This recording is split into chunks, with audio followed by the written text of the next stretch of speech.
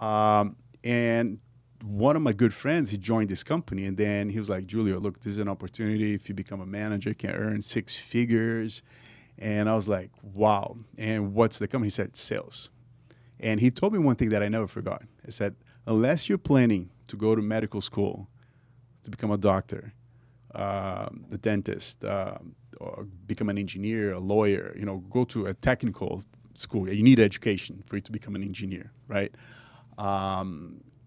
You got to go into sales. And I said, I'm not going to medical school. I'm not going to law school. I'm not, So I was like, he's like, you got to be good in sales.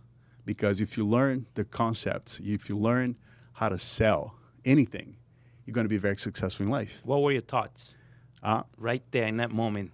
I was, it's really, it hit me. And I was like, he is right. And he said, he went even further. He said, if you become good in sales, you can make more money than doctors, right?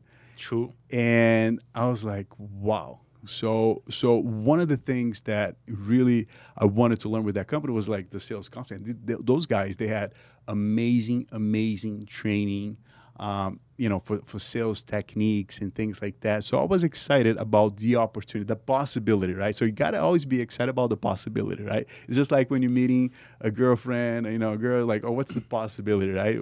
That it may work. And also that feeling is good, right? That feeling is amazing. And I remember having that feeling that I was like, I want to learn as much as I can from these guys. And, just like, car salespeople, they have such a good sales training, right? They're very well trained in the sales techniques, in order to sell cars and things like that. So these guys, they had a training program. And back then they were doing a campaign for stamps.com. Have you heard of stamps.com? I never heard. Stamps.com is like, you don't have to go to the post office. You can have the post office in your house. You can print the postage, mail it in. And so it was just coming out. It was, right there, 1999, 2001 was like the tech boom, the dot-com boom, right? In the United States. So they were a technology company, and they're still around today. A lot of those companies from the 2000s, they're not around anymore, but these guys still are around. If you go to stamps.com right now, you're going to see that the company exists. And they had a campaign back then. Look, you go into a business and you offer them free postage, right? I'm here, I'm Julia, I'm with stamps.com. I'm giving you $50 of free postage for you to try stamps.com. I was like, I can do that. Right? I mean, not hard. I mean, I'm giving money away to people, right? So you already use the post office, and you might as well, use $50 of free stamps. And that was the first business experience I had, or sales experience I had. And it was one of the best schools of my life, because I learned how to react, overcome objections. I learned, how to, because we would walk and, go to door to businesses. And I would have to knock 100 doors for me to get, 10 yeses, right? So I get 90 no's, right? So 1 out of every 10 doors, I got a yes.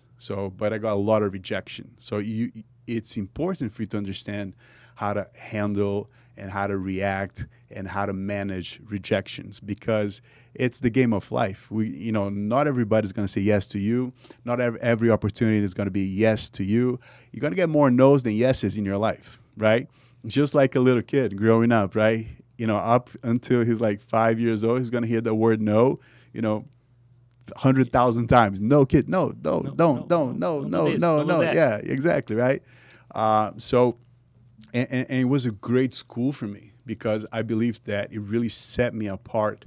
What I learned in those years, I made no money, right? I would work for the whole month and maybe make $200 a month, right?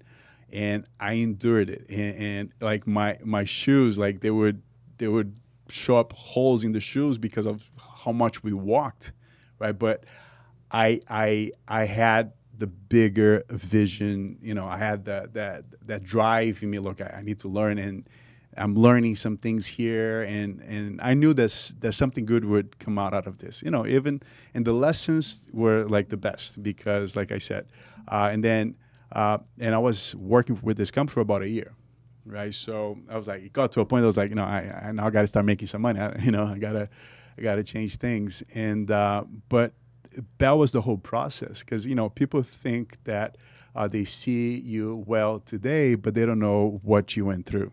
They don't know the challenges you had to go through. They don't know the process you had to go through in order for you to be where you are today. And I talk to my wife all the time. Hi, wife, if you're watching us, I love you. Leticia. Yeah, her story is amazing too. So one day, you guys bring her up, and that's what I learned, because I said, listen, a lot of people, they don't want to pay the price, for them to achieve success. They want to sit in the front row from day one, but they don't want to pay the price to get to the front row, right?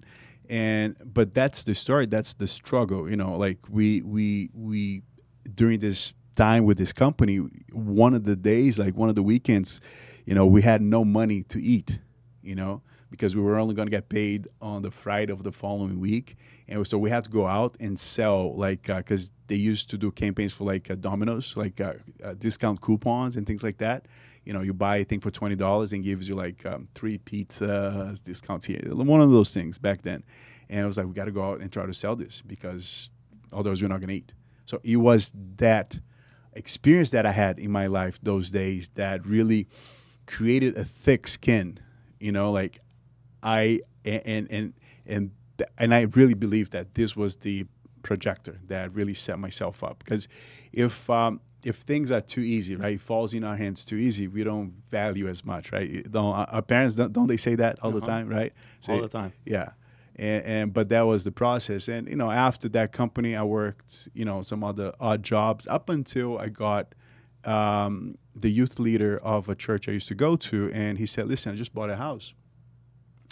And those guys, they, very nice guys. I like them. And I heard they were hiring, right?